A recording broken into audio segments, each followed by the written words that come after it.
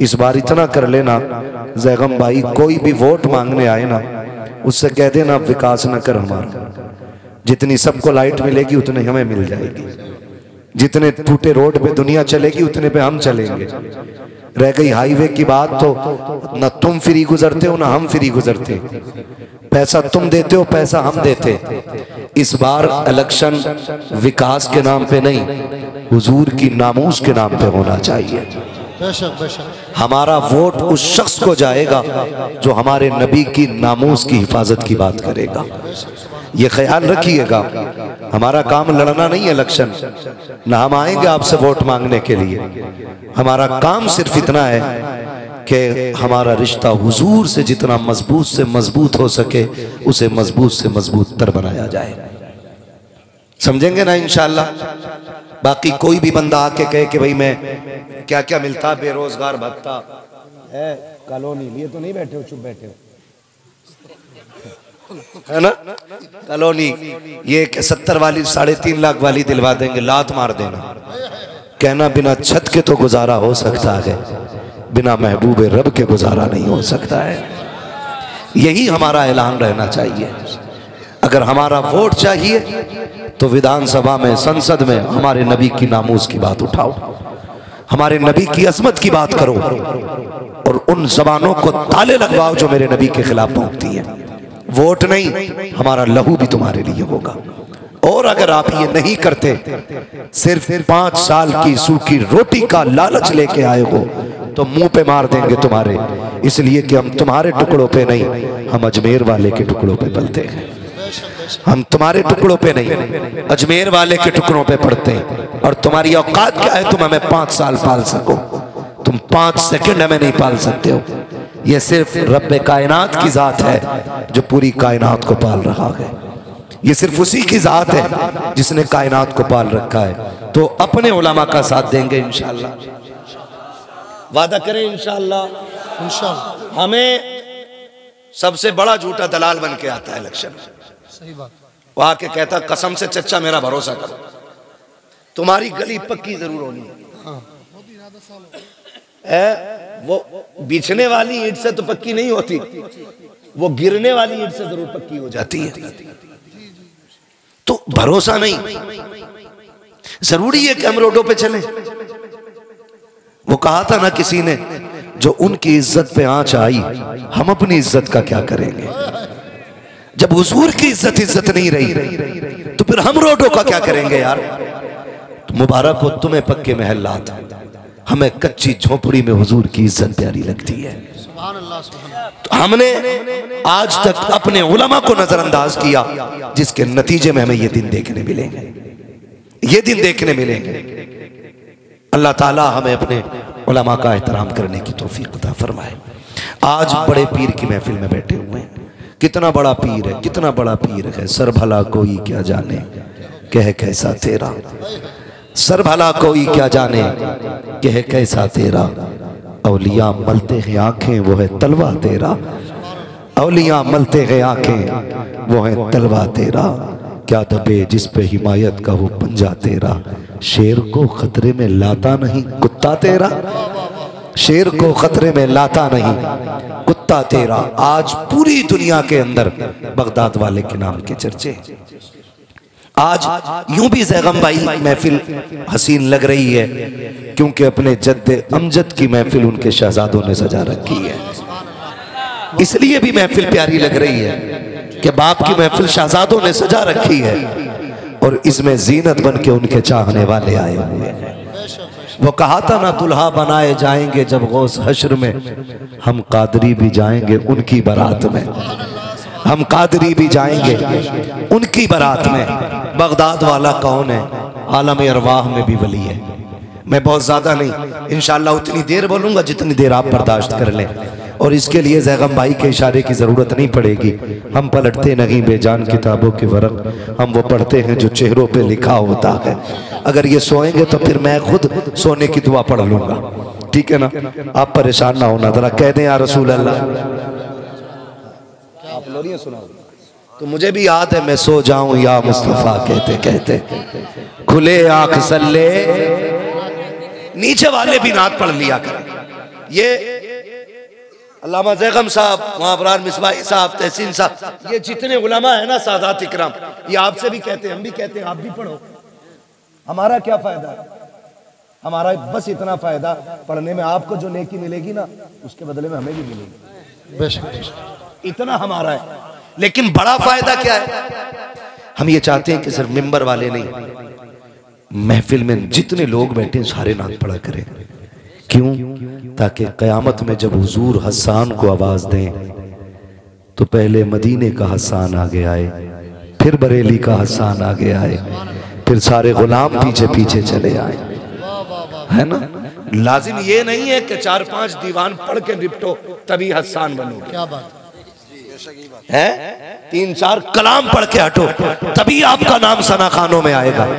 याद ना हो तो याद कर लो, जब मिस्र में हुस्ने यूसुफ की बोली लगी, अमीरों की तिजोरियां खुली, लोग हीरे जवाहरात लेके हुस्ने यूसुफ के खरीदार बन के खड़े थे ना, वहीं पे लोग तमाशाई बन के खड़े थे। उसी भीड़ में 5 शेर रुई का काता हुआ धागा लेकर के एक बूढ़ी भी आई थी। उसने हटो बच्चों का शोर बुलंद किया। नौजवानों ने कहा कौन है?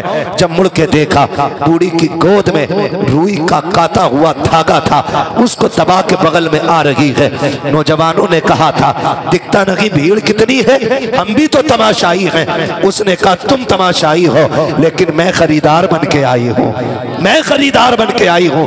तब देखने वालों ने कहा था, हंसे, क्या खरीदने आई है? कहा जिसको सारे अमीर खरीदने आए हैं उसे मैं भी खरीदने आई। गौर से सुनिएगा, मैं कुछ बताना चाहता हूँ। वाकया तो सबको पता होगा जी, क्योंकि यूसुफ जुलेखा की मोहब्बत बुढ़े बुढ़े को पता है। क्या बात है? भले ही मसला अपनी बीवी से ना हो कतई, है ना? तो ये दास्तान सभी को मालूम, लेकिन ये बीच बीच में शेर पढ़ने का मसला बता रहा हूं। आधा मिसरा तुम पढ़ो, आधा हम पढ़े, उस बात को मैं समझा रहा हूं। उसने कहा था तू किधर? उसने कहा जहां अमीर आए हैं वहां हम भी आए हैं। कहा अपनी औकात देख और मिस्र का सौदा देख, अपना धागा देख, दीगर खरीदार देख। अजीजे मिस्र के हीरे जवाहिरात सारे चढ़ चुके हैं, लेकिन अभी यूसुफ के हुस्न का सानी तक ना बन सके हैं, हम पल्ला नहीं हो सके हैं। तू खरीदने आई है। उसने कहा हट पगले, जाने तो दे, लाइन में लगने दे। कहा लौट जा करेगी क्या? कहा अगर ना खरीद सकी कम से कम इतना तो हो जाएगा, खुदा कयामत में जब यूसुफ के खरीदारों को इज्जतें अता करेगा तो जहां अजीज खड़ा होगा वहीं पे ये गरीब बूढ़ी भी खड़ी हो जाएगी। सुभान अल्लाह, सुभान अल्लाह। जरूरी तो नहीं है ना कि हम 2-3 दीवान पढ़ के तभी आशिक बनेंगे। मैं कहता हूँ खुदा की कसम, हल चलाओ फिर भी ये पढ़ो, सबसे आला वो औला हमारा नबी। खेत में दाना डालो फिर भी ये कहो सरवर कहूँ के मालिको मौला कहूँ तुझे। आप जो काम करो हर काम में मुस्तफा की नात पढ़ते रहा करो, नात पढ़ते रहा करो। लहद में इश्क रुखे शह का दाग लेके चले, चले तेरे गुलामों का नक्शे कदम है रागे खुदा, वो क्या भटक सके जो ये सुराग लेके चले। तो रिश्ते मजबूत करें, रिश्ते मजबूत करें।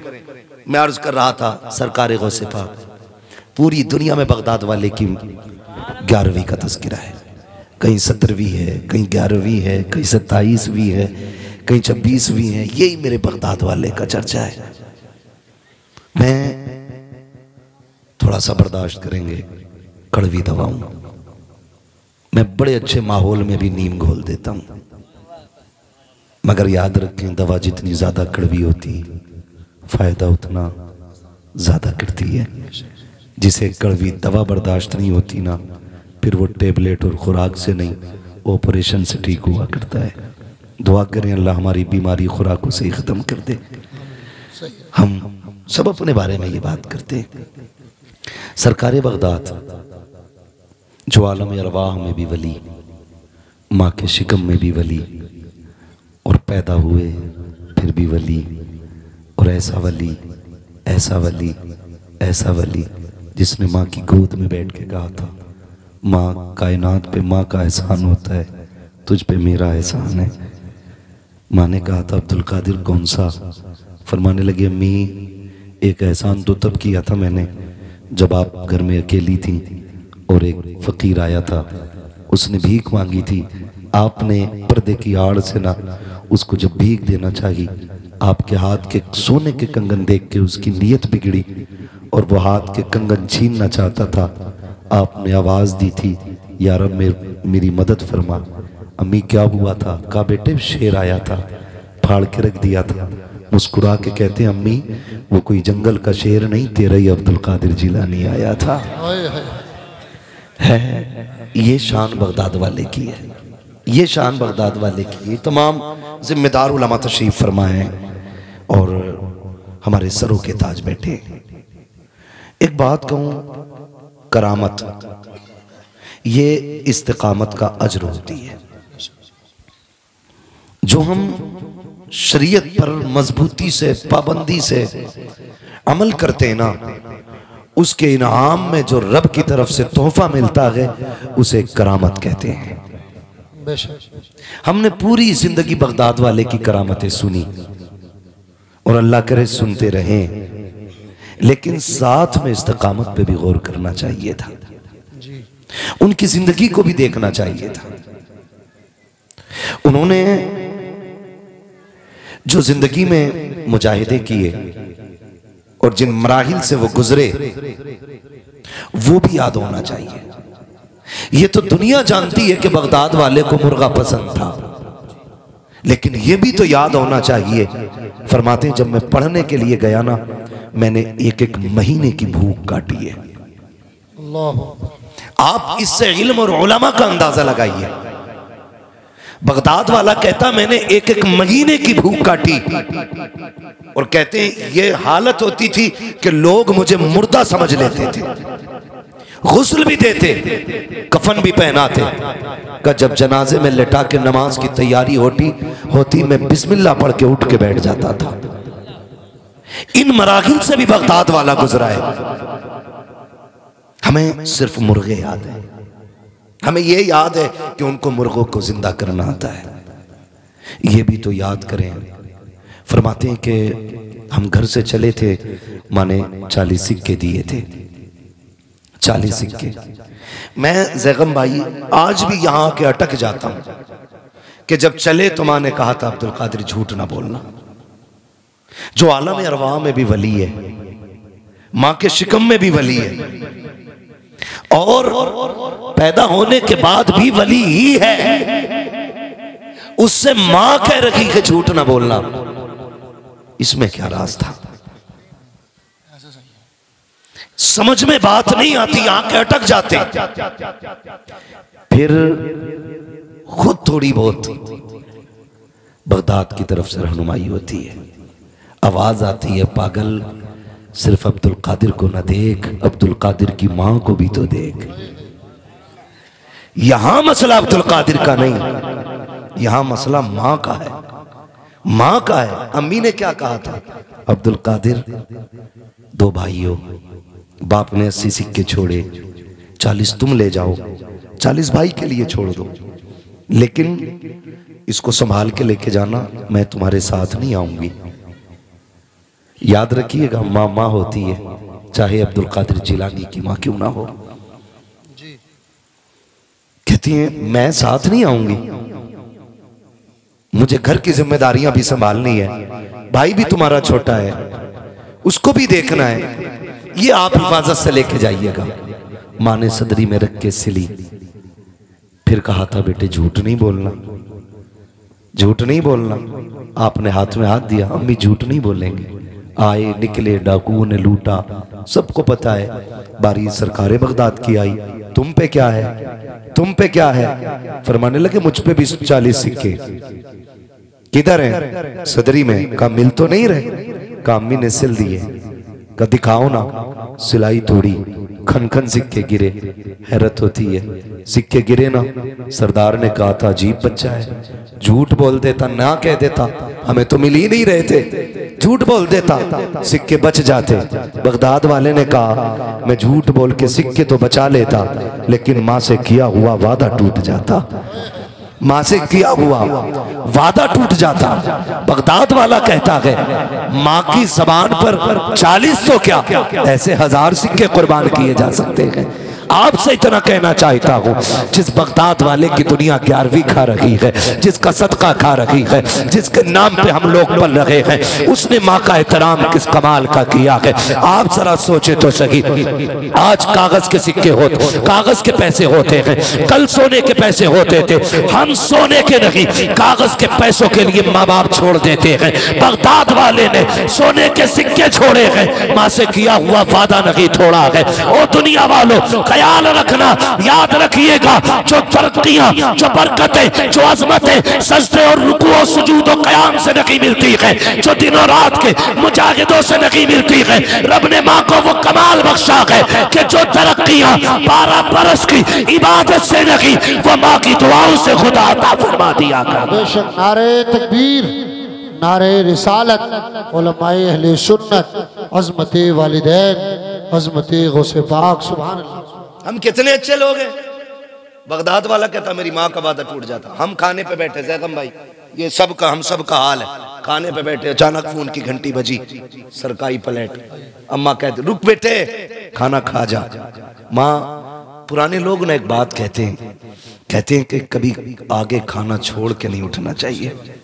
ये बड़े बूढ़ों की बातें और काफी हद तक सच होती हैं इनकी बातें, इसलिए कि इन्होंने पढ़ करके नहीं, इन्होंने देख कर और सीख करके कहा है।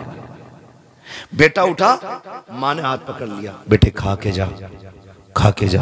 हम कहते नहीं बस अभी आ रहा हूं। माँ बैठी रह गई, हम आ गए। क्या कर रहा था यार? खाना खा रहा था, हाथ भी नहीं धोए। हाथ तो धो लेता। कम्मी पीछा करती रह गई। कहा क्या कह के आया? अम्मा को बेवकूफ बना दिया। 2 मिनट लगे। नादान, माँ को बेवकूफ न कहे। खुदा की कसम खा के कहता हूँ, आज भी जिस बीमारी को मशीनें, चेकअप और बड़ी बड़ी लैबों में ले जा करके परखा और जांचा जाता है ना, माँ नजर डाल के बेटे की उस बीमारी को पकड़ लेती है। आज भी माँ औलाद के लिए सबसे बड़ा तबीब होती है, सबसे बड़ा हकीम माँ होती है। और समझने की कोशिश करें, दोनों बातें आ जाएंगी। बहुत बड़ा नाम तारीख में सरकार वैसे करनी का है। इतना बड़ा नाम, इतना बड़ा नाम कि आपको खैरुत ताबईन कहा गया है। हाँ, ऐसा आशिक खुदा की कसम मिल ही नहीं सकता, नजर ही नहीं आता ऐसा आशिक। एक दिन मेरा नबी मिंबर पे आया, फरमाया सहाबा, मेरा एक गुलाम है, नाम वैसे कर्ण का रहने वाला है, लेकिन रब उससे प्यार करता है, वो रब से प्यार करता है। और रब का इतना प्यारा है कि वो जब वो कुछ ठान लेता है तो रब को मनवा लेता है। ये मेरे नबी ने बात की है, मेरे नबी ने बात की है। या रसूल अल्लाह, कौन है? का मेरा चाहने वाला है। हुजूर, आपसे इतना प्यार करता, कभी आया नहीं? मेरे नबी ने फरमाया मजबूरी है उसके आगे, उसके घर में माजूर माँ है। माजूर कैसी? उसको दिखता नहीं है और वो उसे छोड़ नहीं सकता है। वो माँ को नहीं छोड़ सकता, माँ उसे नहीं छोड़ सकती।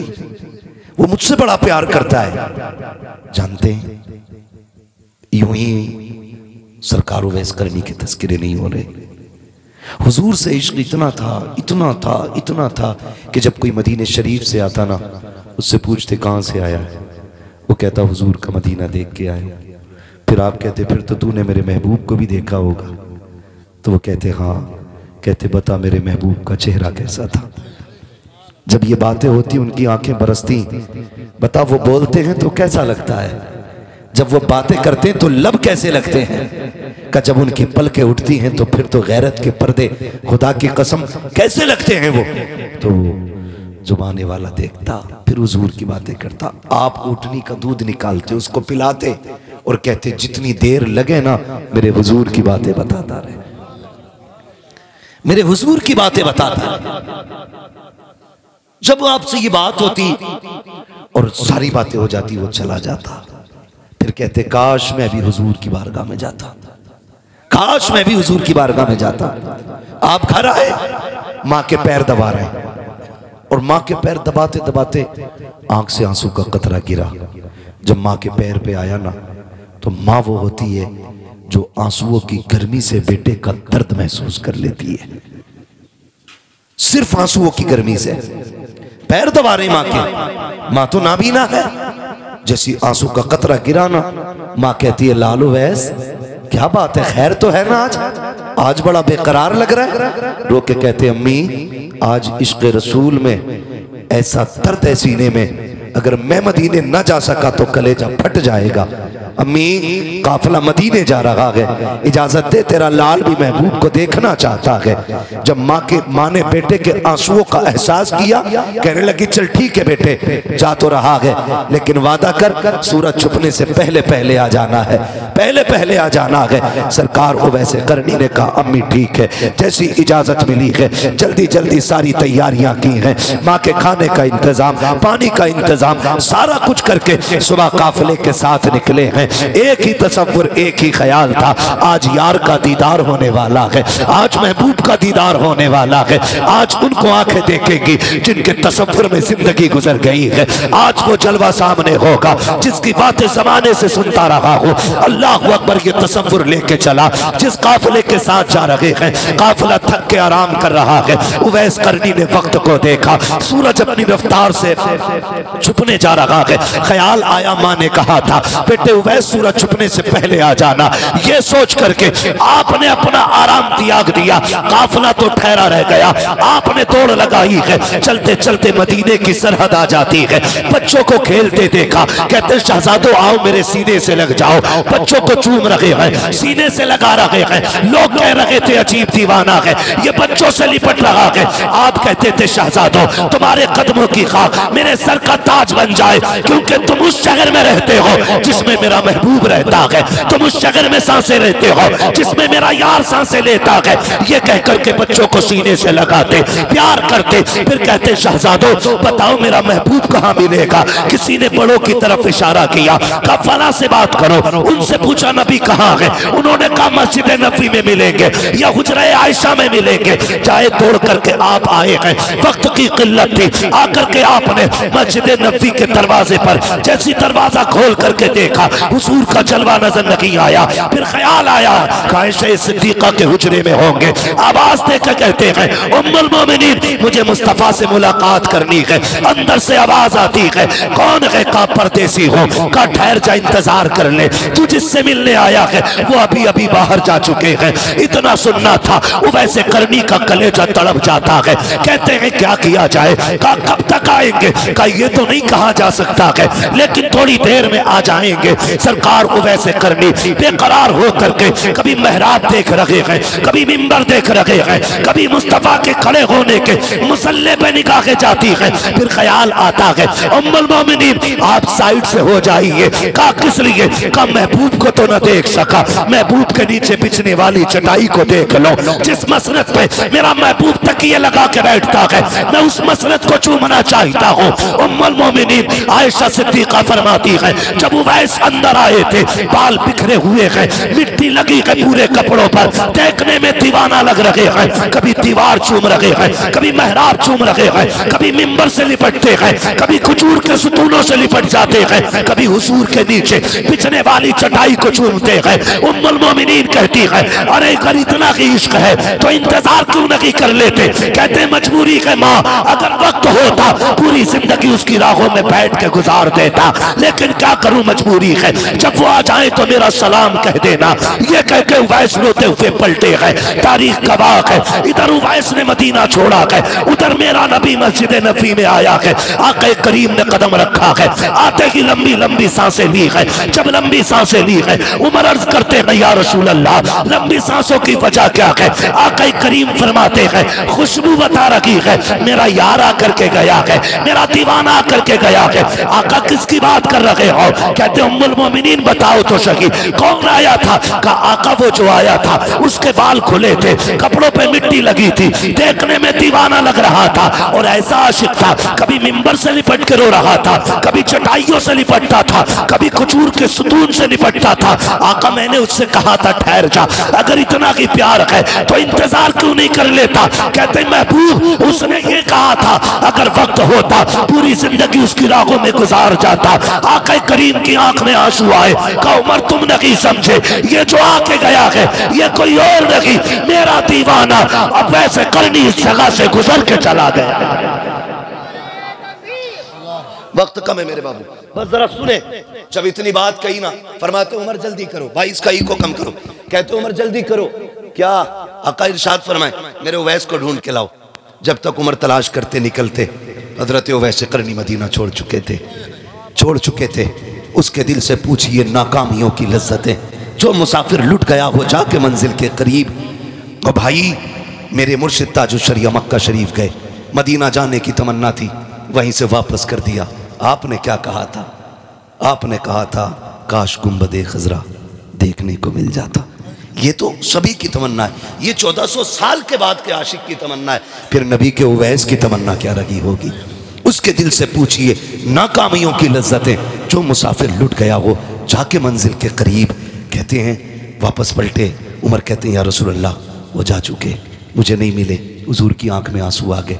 इधर उवैस करनी अपने वतन आए और जैसे दरवाजे पे दस्तक दी, आवाज़ नहीं लगाई, अंदर से आवाज़ आई उवैस आ गए हो? जी अम्मी, बस इतना कहा, पैर दबाने बैठ गए। माँ थी ना, वो तो खुश थी, आज मेरे लाल को मुराद मिल गई, आज मेरा लाल जिसके इश्क में तड़प तड़ा उसे देख के आया। कहती बेटे अब बताना तेरे महबूब का चेहरा कैसा था, अब तो देख के आया है ना, बता जब वो तुझसे मिले और तू उनसे मिला तब कैसा लग रहा था। चीख निकल गई सरकार वैसे करनी की, माँ के कदमों में सर रख के रोने लग गए। माँ उठ के बैठ गई, शहजादे क्या हुआ? कामी जिस यार से मिलने गया था उस यार को देख नहीं पाया। माँ जब इतना सुना ना बेकरार हो गई। उवैस क्या हुआ बेटे, क्या वो तुझसे मिले नहीं? कामी जब मैं गया वो मेरे जाने से पहले कहीं जा चुके थे। कहा तो फिर ठहर जाते।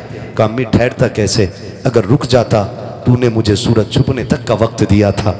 माँ अगर मैं रुक जाता ना तो फिर जो वक्त तूने दिया था तेरी नाफरमानी हो जाती।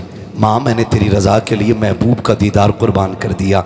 जैसे इतना काम माँ ने ना, आ मेरे करीब आ मेरे लाल, बुलाया सरकार वैसे करनी को, गोद में रखा लाल का सर और देखो माँ माँ होती है। उसके बाद आंचल उठा के कहा था मेरे मालिक तू जानता है ना मेरा उवैस तेरे महबूब को देखने गया था और इसने मेरी रज़ा के लिए अपनी मोहब्बत की कुर्बानी दे दी है। मालिक मैं अपने उवैस से राजी हूँ, तू भी मेरे उवैस से राजी हो जा। उवैसे करनी कहते हैं। उसके बाद माँ ने उठाया, सीने से लगाया, कहा सुपोच ले लाल, सारा जमाना मदीने वाले की बातें करेगा, मदीने वाला अब मिंबर पे तेरी बातें करता रहे। सुभान अल्लाह, सुभान अल्लाह। और ये दुनिया ने देखा। फिर मेरे नबी ने मिंबर पे खड़े होके कहा था सहाबा तुम में से कोई उससे मुलाकात करे ना तो मेरा कुर्ता देना और उससे कहना मेरी उम्मत के लिए दुआ कर दे, मेरी उम्मत के लिए दुआ कर दे। जमील कादरी ने कहा था रब्बे हबली उम्मती कहते हुए पैदा हुए, रब ने फरमाया कि बख्शा सलातु वस्सलाम। जिंदगी की जाहिरी आखिरी सांस तक मेरे नबी को उम्मत का गम सताता रहा। फिर भी ना कोई मिले ना उससे कहना मेरी उम्मत के लिए दुआ कर दे। हुजूर कौन सी? कहना कि बस इतना कह दे अल्लाह मेरी उम्मत को बख्श दे, मेरी उम्मत को बख्श दे। फिर वो वक्त आया हुजूर के विसाल के बाद हजरत उमर फारूक आज़म और हजरत अली रज़ी अल्लाह तआला अन्हु की मुलाकात हुई। ये हुजूर का कुर्ता लेकर के गए और आप जंगल में थे। कहा देखो भाई हुजूर ने बड़ी बातें की हैं, देखें ये भी कुछ पहचानते हैं कि नहीं। तो आप अपने ज़िक्र में मशगूल थे। हजरत उमर ने सलाम किया, आपने पीछे देखा भी नहीं मुड़ के और नाम लेकर के अमीरुल मोमिनीन का जवाब दे दिया। जब नाम लेकर के दिया, कहा लगता है मैं अमीरुल मोमिनीन हूँ इसलिए मुझे जानते हो, अली तुम कहो। फिर जब अली ने सलाम किया ना तो आपने हजरत अली का नाम लेकर के जवाब दिया। कहने लगे तुम ही उवैस हो? कहा हाँ। आप फरमाने लगे बताइए कैसे आए हो? कहने लगे आप ये बताइए आपकी हमारी मुलाकात कभी नहीं हुई है, आपको हमारे बारे में किसने बताया? तब हजरत उवैस करनी ने कहा था जिसने तुमको मेरे बारे में बताया है उसी ने मुझको तुम्हारे बारे में बताया है। कहा तुम तो मिले भी नहीं हुजूर से, तुम तो मिले भी नहीं हुजूर से, फिर तुम्हें कैसे पता? कहते तुम तो हुजूर के कुर्ब में रहे हो ना, बताओ ना हुजूर की ये जो अबरू थी ये मिली हुई थी कि अलग अलग थी? ये हजरत उवैस पूछ रहे हैं, वैसे करनी कह रहे हैं हजरत उमर से, हजरत अली से। कहा चलो तुम तो कुर्बत में रहे हो, मैंने तो नहीं गुजारा उनके पास वक्त, तुम बताओ मेरे महबूब की ये अबरू कैसी थी, अबरू कैसी थी? जब इतनी बात सुनी ना दोनों खामोश, इसलिए कि ये ऐसे हया और अदब वाले लोग थे, कभी नजर भर के हुजूर का चेहरा देखा ही नहीं था, कभी नजर भर के देखा ही नहीं था। एक दूसरे का मुंह देखने लगे, कहा हमने कभी नजर भर के देखा ही नहीं। फरमाने लगे ये पास रहने का कमाल है, आओ तुम्हें बताऊं। कहा जब दूर से देखो तो ये मिली हुई लगती थी, और जब करीब से देखो तो दोनों अबरू जुदा नजर आया करती थी। कहा तुम्हें कैसे पता? कहा फर्क इतना है, तुम जाहिर में हुजूर के सामने रहते थे, मैं बातिन में हुजूर के साथ रहता था। उसके बाद जब हजरत उमर ने अगली बात कही, ये लें क्या है? कहा ये हुजूर ने आपके लिए भेजा है। बस खुदा की कसम, फिर मंजर ये अलग था। उसको सर पे रखा, कहने लगे मेरे लिए? जी आपके लिए। आंखों में आंसू आ गए। और कुछ भी कहा मेरे नबी ने? कहा मेरे उवैस से कह देना वो मेरी उम्मत के लिए दुआ कर दे। कहते फिर कहो क्या कहा? मेरे उवैस से कह देना मेरी उम्मत के लिए दुआ कर दे। हाँ, मेरे उवैस से कह देना मेरी उम्मत के लिए दुआ कर दे। वैसे करनी की चीख निकल गई, मैं और मेरी औकात इतनी कि वो अपना कह के आवाज दे रहे हैं। कहा चाहिए क्या? कहा हुजूर ने उम्मत की दुआ की दरखास्त की कि कह दे मेरी तरफ से मेरी उम्मत के लिए दुआ कर दे। खुदा की कसम तारीख गवाह है, वैसे करनी ने जुब्बा जो है रखा जमीन पे, सजदे में आ गए, कहते हैं अल्लाह मेरे महबूब की उम्मत को बख्श दे, उम्मत को बख्श दे। आवाज आती है उवैस प्यारे, महबूब का दिया हुआ तोहफा तो पहन ले, हम वादा करते हैं बनु कलाब की बकरियों के बालों के बराबर तेरे महबूब की उम्मत बख्शेंगे। कहते नहीं मालिक, मैं अब भी राजी नहीं हूं, मैं जुब्बा तब पहनूंगा जब तू और उम्मत बख्शेगा। आवाज आती है आधी उम्मत बख्श दी है, अब तो पहन ले। कहते मालिक और बख्श। आवाज आती है उवैस सर उठा ले, आधी उम्मत तेरी दुआ से बख्शेंगे, आधी उम्मत अब्दुल कादिर जीलानी की दुआ से बख्शी जाएगी। अल्लाह हू अकबर। अर्ज करते मालिक ये अब्दुल कादिर कौन है? आवाज आती मेरी महबूब की उम्मत में शहजादा पैदा होगा।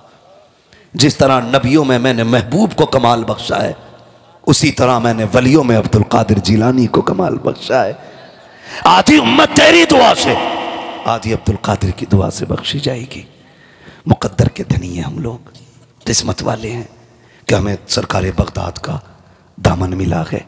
आज भी ना बरेली शरीफ से यही आवाज़ आती है, कादरी कर, कादरी रख, कादरियों में उठा, कदर अब्दुल कादिर कुदरत नुमा के वास्ते। पूरी ज़िंदगी सरकार बगदाद की आप पढ़ लें, वो मेरे नबी के जमाल का मजहर भी हैं, कमाल का मजहर भी हैं। जमाल का मजहर खुदा की कसम बेहद खूबरू, कमाल का मजहर हुजूर आए, आते ही हुजूर ने सजदा किया, गौसे पाक आए, आते ही गौसे पाक ने रोज़ा रखा, रोज़ा रखा। हुजूर ने आते ही सजदा किया, सरकार गौसे पाक ने आते ही रोज़ा रखा। ये हुजूर के कमाल के मजहर। और फिर आदतें देखें, आता है फ़कीरों पे उन्हें प्यार कुछ ऐसा, खुद भीख दें और ख़ुद कहें मंगते का भला वो। माफ़ कीजिएगा आज हमारे रवैये बड़े अलग हैं। हम ना ज़कात भी रमज़ान की देते ना, ज़कात तो वो भी कैमरे के सामने ला के देते, जबकि वो हमारा नहीं है। ज़कात हमारा नहीं है, माल वो अल्लाह का जो हमने निकाला है, तो उसको दिखाने का तो कोई हक ही आपको नहीं पहुंचता। हम ज़कात भी दिखा के देते हैं।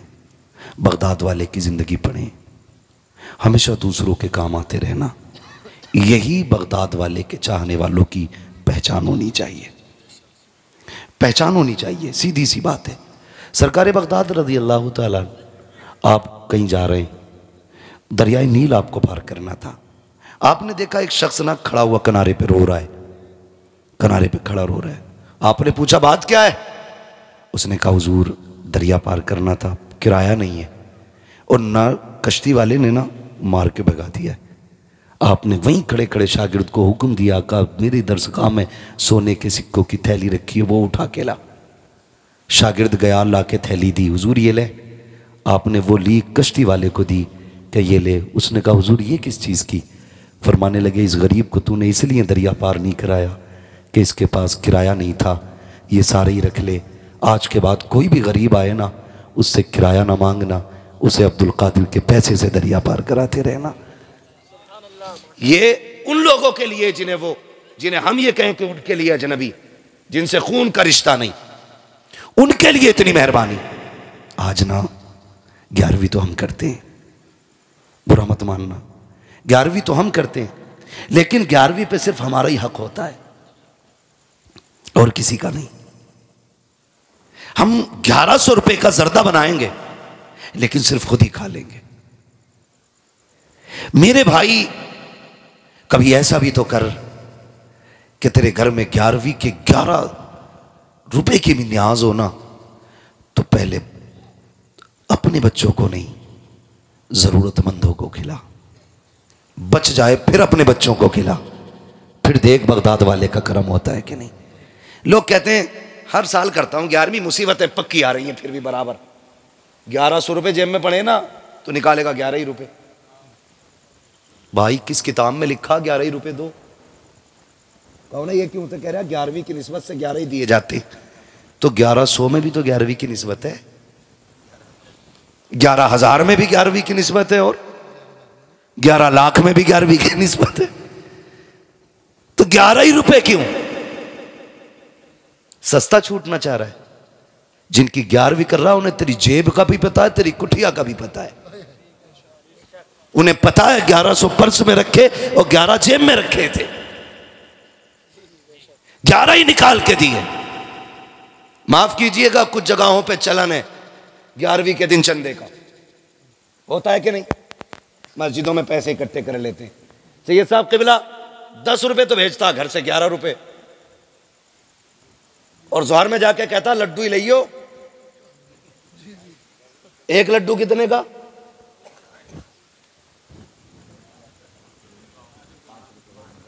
कम से कम 5 रुपए का एक लड्डू। इतने छोटे छोटे छोटे सारे सैंपल मस्जिद के गेट पे। रुपए दिए 10, 11 और लेने बच्चे आगे 5, छठा अब्बा। और फिर कह रहा अच्छा 11वीं के पैसे मान लिए, लड्डू पूरे नहीं पड़े। खुद बता 10 दे के 5 लेके जा रहा है। अब इसमें करामत क्या करेगी? ये तो खुलेआम लूट है। या तो ये कह जितना पैसा है वो शे मंगाओ जो सबको मिल जाए। जरूरी नहीं खाना भी लड्डू ही है, देगा भी 11 ही रुपए और बच्चे सारे लाएगा। लड़ाई, कई इमामों की छुट्टी हो गई। गलत नहीं कह रहा हूं, ऐसे भी हुआ है। ये गमियां खत्म करें। ऐसा भी हुआ है, कोई आया कि 5 रुपए कल्लन ने दिए, तो वो 5 रुपए का ऐलान हो गया। बाद में आया नहीं जी कल्लन नहीं, मैंने मल्लन बोला था। तो फिर वो मल्लन के 5 चढ़ गए, तो 5 रुपए एक ही आया ऐलान। कितनी बार हो गया ऐलान? बोले जरा, आप बोल सकते हैं ना, मुंह में गुटखा तो नहीं है किसी के। बगदाद वाले की महफिल है, मुंह साफ करके बैठा करो, वरना ऐसा थप्पड़ मारेंगे कयामत तक नस्लों में दांत नहीं जमेंगे। क्योंकि अलहामा कह रहे हैं गौस वो तीखा तेरा, मर के भी चैन से सोता नहीं मारा तेरा। महफिलों का अदब किया करो। बगदाद वाले की महफिल है, हल्के में मत लेना। तकरीर के बीच में चील बोल जाए, पट्ट से नीचे खत्म। और फिर जब जलाल से बाहर निकले, इसे क्या हो गया कि आप ही ने तो कहा था कि ये चुप क्यों नहीं होती है? कहा मर गई? कहा फरमाया कुम बेइज़्निल्लाह। तो मसला यही है। तो ये ना किया करें, ये बिल्कुल ना किया करें। 2 बार ऐलान हो जा तो कुछ इतने बड़े फित्तीन है, कापी लेके बैठे रहते हैं घर अपने घरों में भी। हाँ, सब लिख रहा, कितने ऐलान हुए। और फिर आके कह रहे आप कितने आए थे इमाम साहब पैसे? इमाम साहब ने कहा 713 रुपए। कह रहा एक बार और जोड़ लो।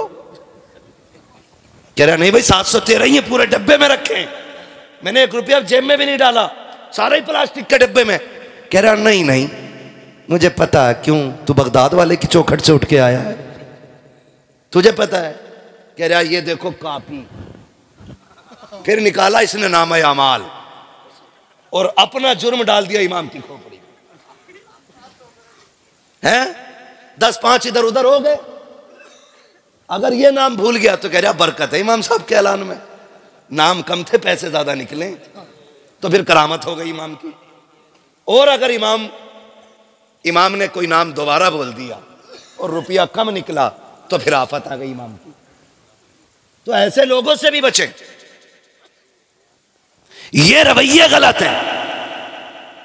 अल्लाह ने तौफीक दी हस्ब हैसियत 11वीं कर, और फिर देख अल्लाह कितनी बरकतें अता फरमाता है। नाम के लिए नहीं, काम के लिए 11वीं करें, काम के लिए 11वीं करें, नाम के लिए नहीं, दिखावे के लिए नहीं।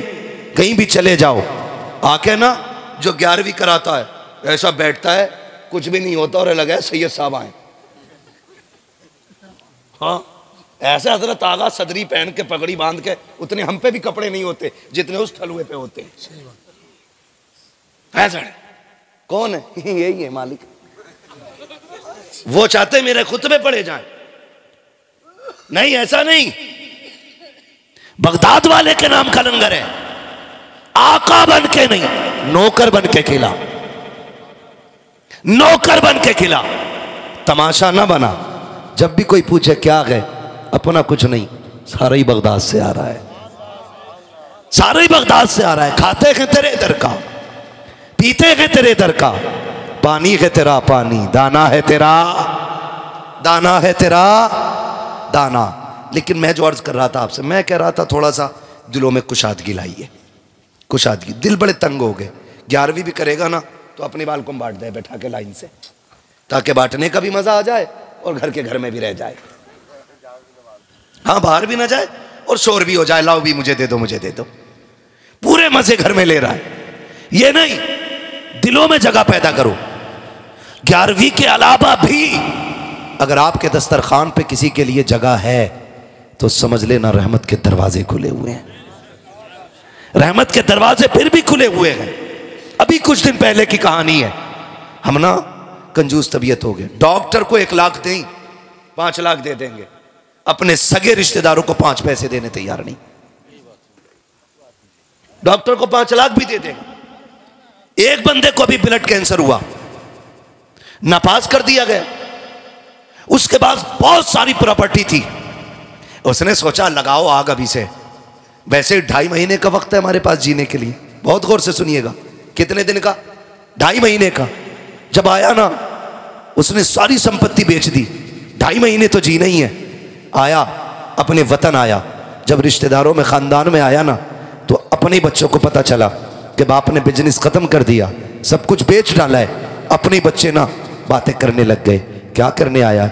उसको ना पहली रात में इतना बोझ महसूस हुआ, अपनों ने उसके खिलाफ ऐसी बातें की, उसे लगा कि वो अपनों पे नहीं जमीन पे आप एक बोझ बन के रह गया है। उसने फैसला कर लिया कल फिर जाना है। टिकट निकाला, निकालने के बाद फिर वापस पलटना था उसे कि ऐसे अपनों से तो वो गैर बेहतर थे जो कम से कम ताने तो नहीं देते हैं, कहीं ने मेरी 2 वक्त की रोटी भारी लग रही है। ये सोच करके उसने टिकट निकलवाया। अब वो अपनों में बैठना भी नहीं चाह रहा है, सोचा रात कहाँ गुजारूं, रात कहाँ गुजारूं। इस ख्याल से वो बेदीवानापन में बाहर इधर उधर टहलता रहा। मौसम चूंकि बारिश का था, जब बारिश का मौसम देखा, बारिश के मौसम में एक मकान की छत के बगल में छुप के बैठ गया। उस मकान के अंदर से खटखट की आवाजें आती रही। जब बहुत देर तक आवाज बर्तनों की आई, उसने जाके दरवाजा खटखटाया। अंदर से यतीम बच्ची निकली। उसने कहा जनाब क्या बात है? कहा आप यहाँ कैसे? कहा बच्ची पूछना ये था, बात क्या है पूरी रात बर्तन बजते रहे। बच्ची ने आंख में आंसू भर के कहा हम यतीम है, हमारा कोई वारिस नहीं है, जब से बाप गया है कोई देखने वाला नहीं है, माफ कीजिएगा, आपकी नींद उड़ाना मकसूद ना था। जब बारिश आई है, हमारी छत इतनी जगह से टपक रही थी कि बर्तन कभी यहाँ लगाते थे, कभी वहां लगाते थे। हम ठहरे गरीब लोग, इतने बर्तन भी ना थे कि एक वक्त में सब जगह लगा दिए जाते। बच्ची ने रो के इतना कहा, उसको ख्याल आया, जब नजर उठा के देखा, वो बच्ची कोई और नहीं, उसकी अपनी सगी भांजी थी। रात के सन्नाटे में सगी भांजी को उसने देखा, पहचान तो यूं नहीं पाया था क्योंकि बरसों से परदेश काटा था, कभी अपनों में आने की फुर्सत नहीं मिली थी। फिर ख्याल आया सगी भांजी है, कोई सर पे साया नहीं है। उसने बगन के अंदर आने की इजाजत मांगी, अंदर गया, घर टपक रहा है। उसको ख्याल आया 2.5 महीने की जिंदगी है, इतनी दौलत का क्या करूंगा, क्यों ना ये काम किया जाए, कम से कम अपनों के लिए ये मकान बना जाऊं। ये सोच करके उसने अगले दिन बुलाया तामीर करने वालों को, मेहमान बुलाए गए और उसने कहा काम रुकना नहीं चाहिए, मेरे पास 2.5 महीने का वक्त है, उससे पहले पहले मेरी बेवा बहन का मकान बन जाना चाहिए, यतीम भांजियों का इंतजाम हो जाना चाहिए। तारीख गवाह है, 2.5 महीने का वक्त डॉक्टरों ने दिया है, दिनों रात काम चलता रहा। 6 महीने हो गए, मौत नहीं आई है, जिंदगी बेहतर होती जा रही है, काम भी बंद नहीं हो रहा है। जब 7 महीने गुजर गए, ख्याल आया कुछ पैसा परदेश में रह गया था, वो भी लेके आ जाता हूँ ताकि अपनों पे लगा दूं। जब वतन से बेवतन हुआ, परदेश गया, डॉक्टर से मुलाकात हुई, कहा यार तू जिंदा कैसे है, तू तो लास्ट स्टेज पे था, तुझे मर जाना चाहिए था। उसने कहा क्या कह रहे हो, कहा हाँ 2.5 महीने से ज्यादा तेरी जिंदगी नहीं है। कहा मैं कल भी ठीक था, आज भी ठीक हूँ। जब चेकअप किया गया कोई बीमारी नहीं थी। कहा कौन से दवा की है, उसने कहा तुम्हारा इलाज दुनिया के तबीब करते हैं, हमारा इलाज रब के हबीब ने कर डाला।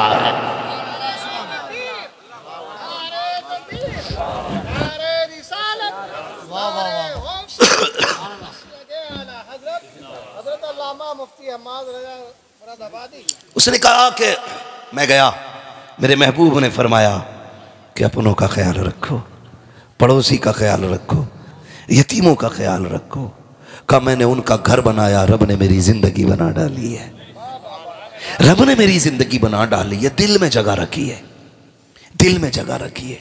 जो मर्ज दवाओं से नहीं कटते वो दुआओं से कट जाया करते हैं, वो दुआओं से कट जाया करती। सबसे ज्यादा हक आपके ऊपर आपके सगों का है। आप अपने सगों से फारिग हो तो फिर आप खानदान में आए, खानदान से फारिग हो फिर आप पड़ोस में आए, पड़ोस से फारिग हो फिर बस्ती में आए, बस्ती से फारिग हो फिर शहर जाएं, शहर से फारिग हो फिर आप पूरे डिस्ट्रिक्ट लेवल पे आप काम करें, उससे भी फारिग हो जाए, सूबा लेवल पे, फिर मुल्क लेवल पे, फिर वर्ल्ड लेवल पे है। मगर नतीजा कुछ और है, अपनों को लात मारनी है और तमाशा बना के गरीब ढूंढ ढूंढ के ला के बांटा जाता है। ऐसा ना कीजिएगा। 11वीं आपके घर बने ना तो आपके अपने बच्चे खाएं ना खाएं, सबसे पहले अपने करीबियों के बच्चों को खिलाइए। करेंगे इंशाअल्लाह, ऐसा करेंगे इंशाअल्लाह। और ये बात बहुत बाद में हमारी समझ में आई, सैयदों के घर से कोई खाली क्यों नहीं जाता है। ये शान करीमों की लजपाल घराना है, ये नस्ल करीमों की लजपाल घराना है। और हम तो बबागे दोहल कहते हैं, ये चक्की फातिमा की चल रही है, ज़माना जितना लंगर खा रहा है, ज़माना जितना लंगर खा रहा है।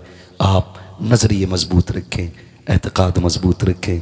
बगदाद वाले की आप ये बात याद रखें, फरमाते मैं चला गया और माँ ने जो पैसे दिए थे सारे ही ख़त्म हो गए।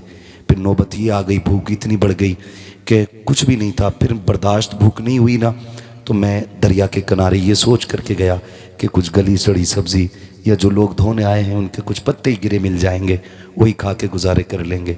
फरमाने गए, जब मैं जाके देखा ना तो मुझसे पहले 7 दुर्वेश वहाँ रोटी की तलाश में फिर रहे थे।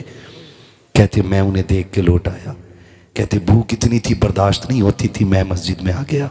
कहते मैंने एक परदेसी को देखा, वो आया और उसने खाना खाना शुरू कर दिया। वो से पाक फरमाते हैं कि ज़िंदगी में पहली बार मेरे दिल में ये आया था, कहते हैं कि भूख इतनी थी कि जब लुकमा उसके मुंह में जाता था ना तो अचानक खुद ब खुद मुंह मेरा खुल जाता था। कहते इतनी भूख थी, मेरे दिल में आया काश ये मुझसे खाना खाना कह दे। कहते मैंने इतना सोचा था। उसने कहा बच्चे आजा मेरे साथ खा ले। कहते मैं उठ के गया, उसके साथ खाना खाने के लिए बैठा। मैंने पहला लुकमा खाया था। उसने कहा बेटे मैं परदेसी हूँ, मैं परदेसी हूँ, लेकिन मेरी एक गुजारिश है। आप फरमाते। मैंने कहा क्या? कहा तुम यहीं रहते हो? कहा हाँ मैं पढ़ता हूँ। कहा फिर तो तुम अब्दुल कादिर को जानते होगे। कहा काम क्या है? कहा उसकी माँ ने भेजा है, उसके सोने के सिक्के साथ उसके घर से लेके आया था मैं उसके घर से माँ ने कुछ पैसे भेजे, वो लेके आया हूँ और उनको देना है। मैं काफ़ी मेहनत से तलाश कर रहा हूँ, मिले नहीं, तो मेरे तो पैसे ख़त्म हो ही गए, मेरा भी ज़्यादा राह ख़त्म हुआ ना, मैंने उनके पैसों से खाना ले लिया है। गौसे पाक फरमाते हैं रब के शुक्रिया में मेरी आंख में आंसू आ गए। मैंने कहा वाह रे मालिक, दिल भी गया तो अपने पैसों के खाने पे गया है, किसी गैर के पैसों के खाने पे नहीं गया। दिल भी गया है तो अपनों के पैसे, अपने पैसे पे गया। खा के फारिग हुए, फरमाने लगे अब बताओ बात क्या है? कहा अब्दुल कादिर से मिलना है। मुस्कुरा के कहते हैं जिसकी तलाश है वो मैं ही अब्दुल कादिर जिलानी हूँ, मैं ही हूँ। उसने कहा हुजूर जनाब आप मेरे साथ खाते रहे और आपने मैं नाम लेता रखा, आपने एक बार भी नहीं कहा कि मैं ही हूँ वो। कहने लगे सुनो, अगर हम बता देते तो गैरत से शायद तुम्हारा हाथ लुकमों से रुक जाता, तुम्हारा हाथ रुक जाता। कहते हम हुजूर के शहजादे हैं, हम किसी को जलील करने नहीं आए, हम तो जलीलों को इज्जत देने के लिए आए हैं। फरमाने लगे फिर आपने कहते वो पैसे लिए जितने माँ ने भेजे थे सारे ही जाके बांट दिए, सारे ही बांट दिए उनमें जो पहले से भूखे घूम रहे थे। ये शान इनकी है। लोग कहते हैं बगदाद वाला कैसे दिलवा देता, उसने सब कुछ लुटाया तब उसको सब कुछ मिला है, सब कुछ लुटा दिया उसने, क्या रखा है? कुछ भी नहीं। 40 साल इशा के वजू से फजर की नमाज पढ़ी है, 15 साल एक पैर पे खड़े होकर के हर रात पूरा कुरान पढ़ते थे। हैं से रियाजतें नहीं मिलती हैं। बस यूं समझें मेरे इमाम ने कहा था क़यामत के हवाले से तेरी सरकार में लाता है रज़ा उसको शफ़ी जो मेरा गौस है और लाडला बेटा तेरा। बगदाद वाले ने बांटना सिखाया है, हम भी इंशाअल्लाह बांटा करेंगे। बगदाद वाले ने ज़रूरतमंदों की ज़रूरत पूरी करना सिखाई है, हम भी इंशाअल्लाह ज़रूरतें पूरी करेंगे इंशाअल्लाह। कोशिश ये करेंगे दूसरों के काम आ जाएं।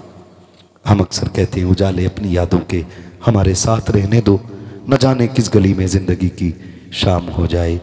ये महफिल नूर जिंदाबाद, महफिल नूर पाइंदाबाद। बस जो हुए अगलात उनको माफ़ फरमाए रब्बे कायनात। ज़िंदगी ने दिया साथ फिर होगी मुलाकात, चमन रहा फूल खिलेंगे, ज़िंदगी रही फिर मिलेंगे। मुसाफिर हम भी मुसाफिर हो तुम भी, किसी मोड़ पर फिर मुलाकात होगी। फ़कीरान आए सदा कर चले, सदा खुश रहो ये दुआ कर चले।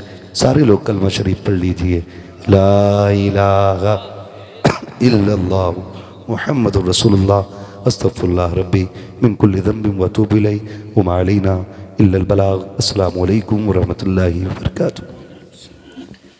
अरे हट तो जा भाई।